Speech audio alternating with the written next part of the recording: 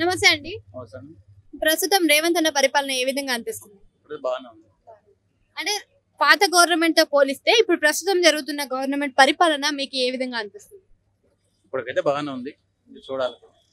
6 పథకాలు పెట్టాడు కదా, అందులో ఎన్ని అమలు అయ్యాయి? ఇప్పుడు ప్రస్తుతానికి 2 అనిపిస్తుంది కదా.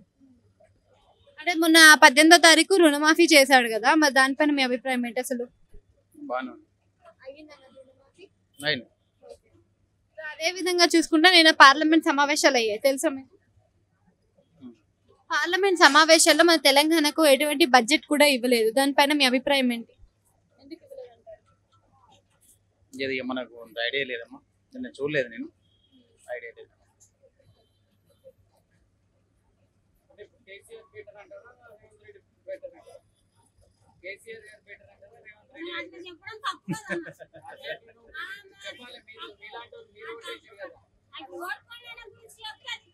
అది అది అంతే కరెక్టే, కానీ ఇప్పుడు ఉన్నది అదే, ఏ గవర్నమెంట్ ఆ గవర్నమెంటే చెప్తారు ఎవరే, కానీ అంతే.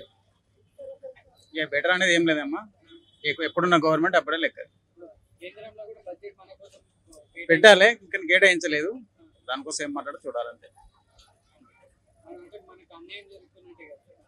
కంపల్సరీ మనకు అన్యాయం జరుగుతుంది, అదే కదా, మరి ఏం మాట్లాడో చూడాలి, వేచి చూడాలి. ఇప్పుడు బీజేపీ వాళ్ళు ఉన్నారు కాబట్టి మన ఎంపీలు ఏం చేస్తారో అడగాలి అంతే.